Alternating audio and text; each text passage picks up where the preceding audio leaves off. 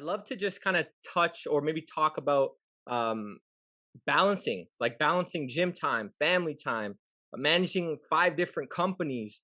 Like, man, you're like the mindset required to do something like that must be like you have to have that mindset. So I would love it if you could just elaborate and just dive into how you're able to stay on track with your training, all that good stuff.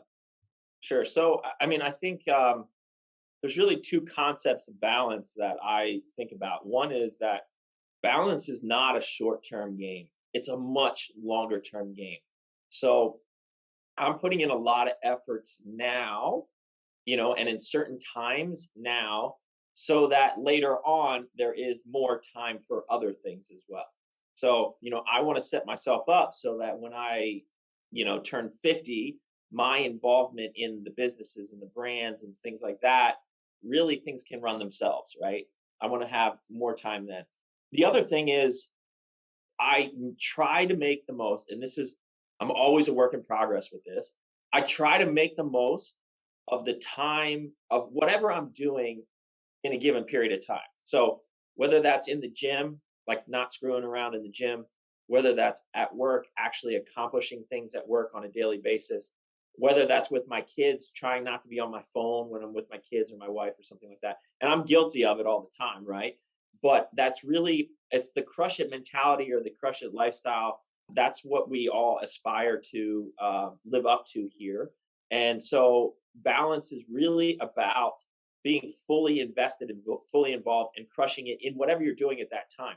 So that, yeah, maybe you don't have 5 hours a day to spend with your kids or your wife or something like that. But the time you do have, make sure that it counts.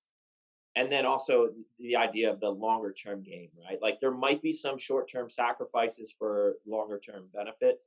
So those are really the two concepts I think about when I think about balance. Yeah, that makes sense. I mean, as far as, and I'm sure it's evolved, right? In terms of when you were competing Sure. versus now, right? Like when you were Yeah. competing, you probably had different responsibilities and whatnot. Yeah, I mean, when I was competing, the last time I competed, I had one son. He was only 6 months old, so there wasn't a whole lot of involvement on my side, really. At that age, Mama still has a lot of the things that she needs to do for that kid at that time. So now I have two.